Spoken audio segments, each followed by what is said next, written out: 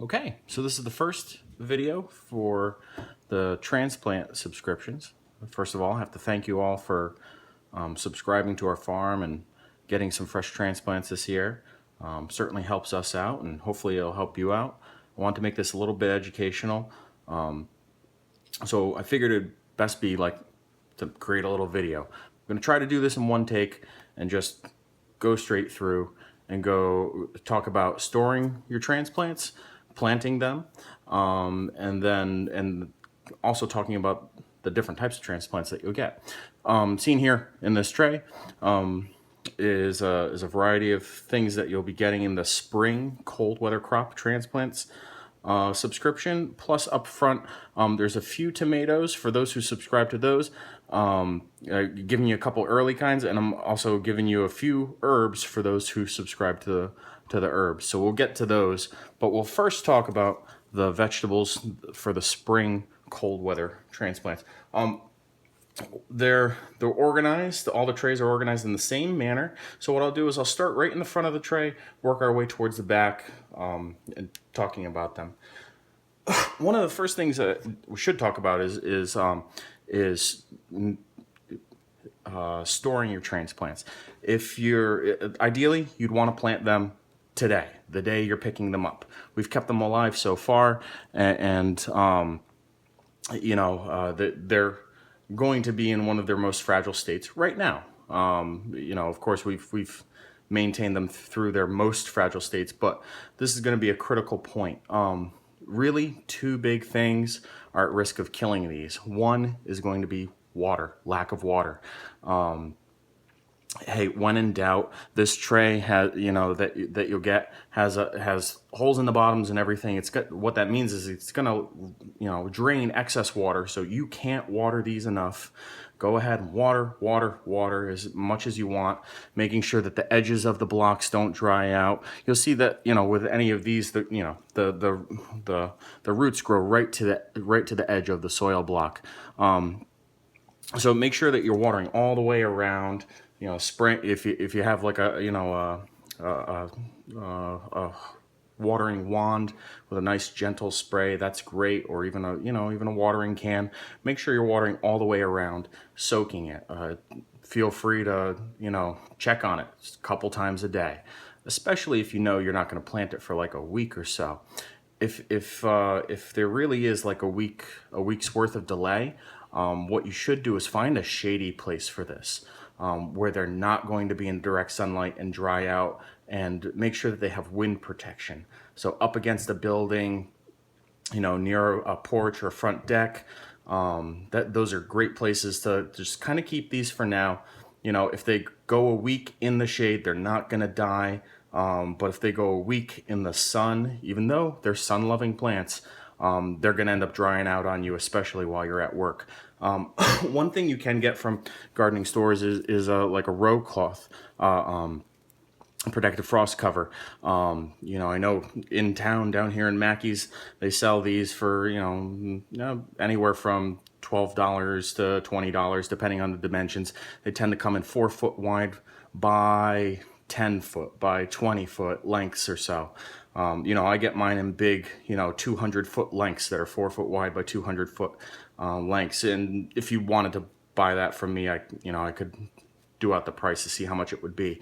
And picking up a few of these ground staples, that's great. What you'd end up doing is kind of doubling up the edge of the cloth, putting the staple in the ground, and make sure that you'd cover the whole tray.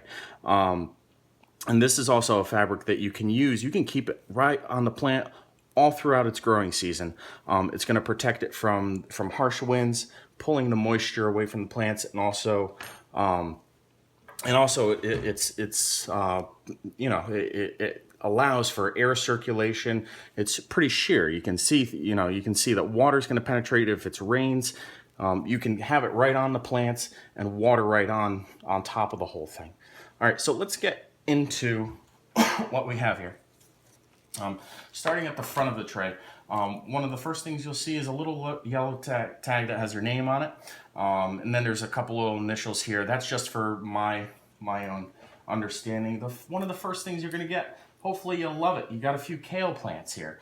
Right on the end, So you've got, I think 4 or 5, 6 kale plants.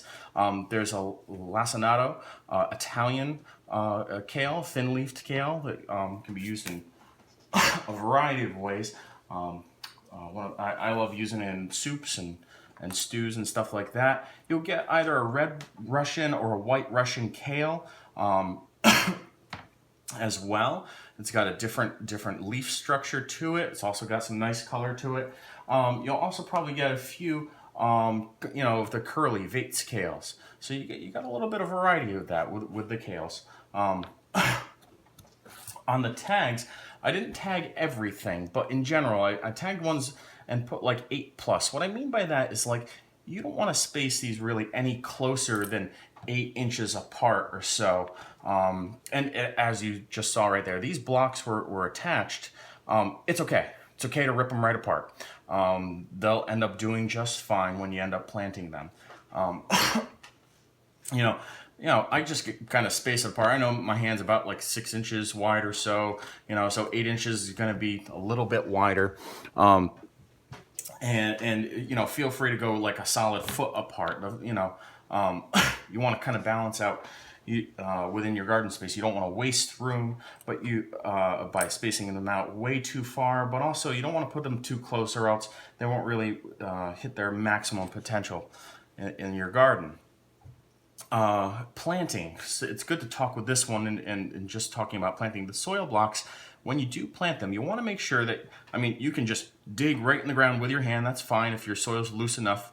I know my soil is. In the beginning of gardening, my soil wasn't loose enough. I'd have to use a little garden trowel or a hoe to make a furrow and everything. If I'm planting lots of these, I will make one big long furrow and I'll put them in and then just cover the dirt all the way down the furrow. If I'm just planting a few of these, I'll just use my hands, dig right in, and plant them in the ground. What you do want to do with soil blocks, and really with any transplants, is you want to make sure that the native soil or your garden soil is pushed right up against there.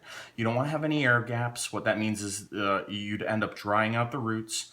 Unknowingly, and you really want, by pushing firmly, not crazy firm, but pushing firmly the soil around the transplant.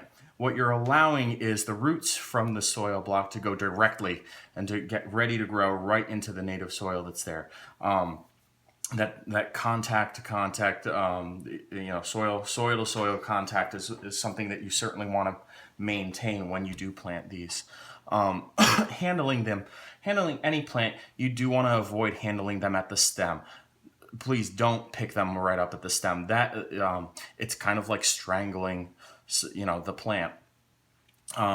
You're seeing I'm holding it by the soil block whenever possible. When I plant, I'm pretty rough with them with the soil block. The roots can tend to take a mashing in the soil and everything and mashing around, but this will not. That's very fragile. If you do have to pick it up by the top, pick it up by the leaves.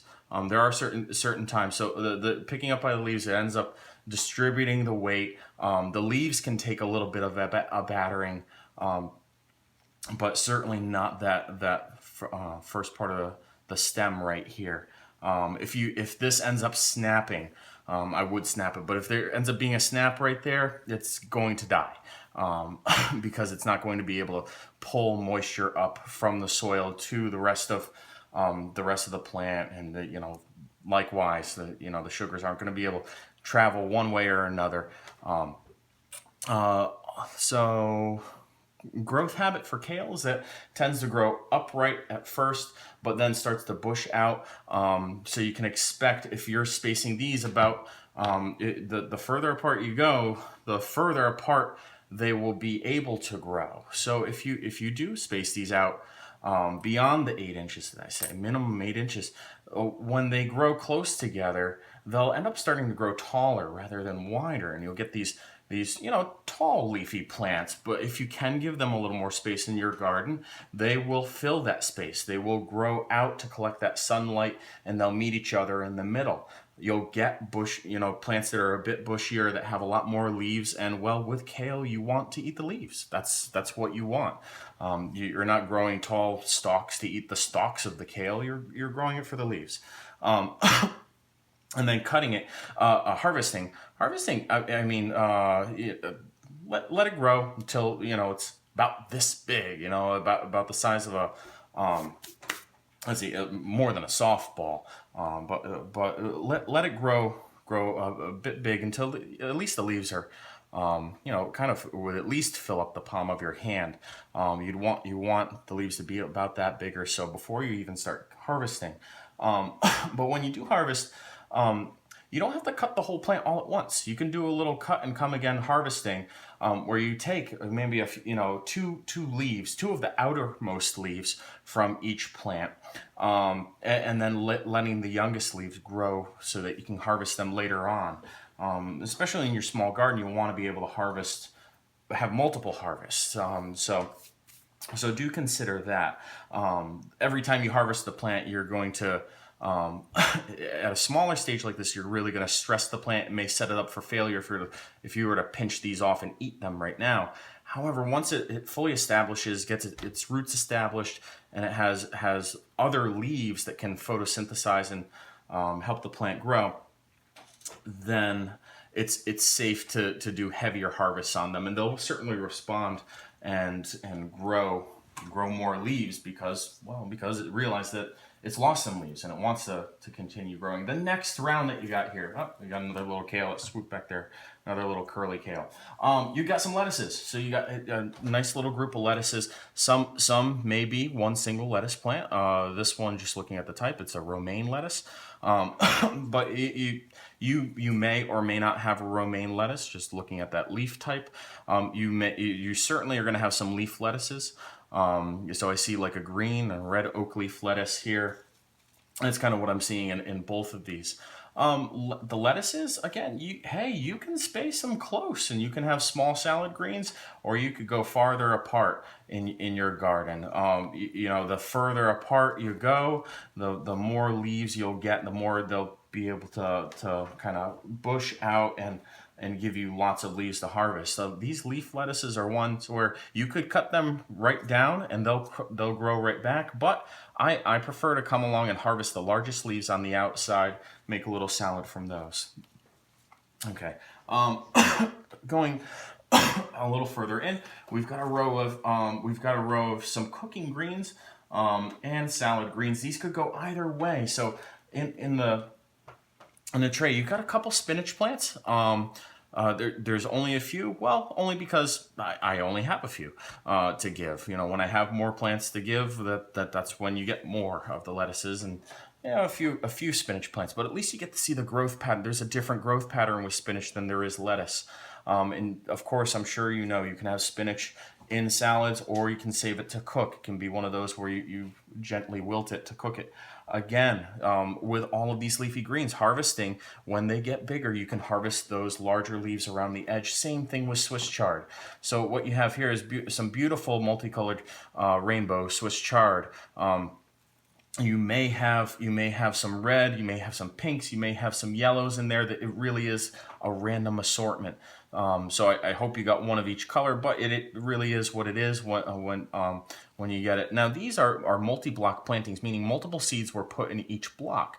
What that means is that when you plant them, more than one plant will grow from one area, and that's okay. However, they are at a point, if you wanted to tear them apart and just plant, you know, just plant one of the Swiss chard here and then one there. Again, spacing here with Swiss chard, you probably don't want to go any closer than 8 inches apart. You can go further apart. I've got a buddy of mine who likes to space his about a foot and a half apart, so he gets nice big Swiss chard plants with thick stalks. Really enjoying to eat the stalks with that. The next row back after the Swiss chard, so you got that rainbow Swiss chard. That's an easy layer to look at. The next row is a row of broccoli, cabbage, family things. So the first two, the two on the end, are cabbage. The next little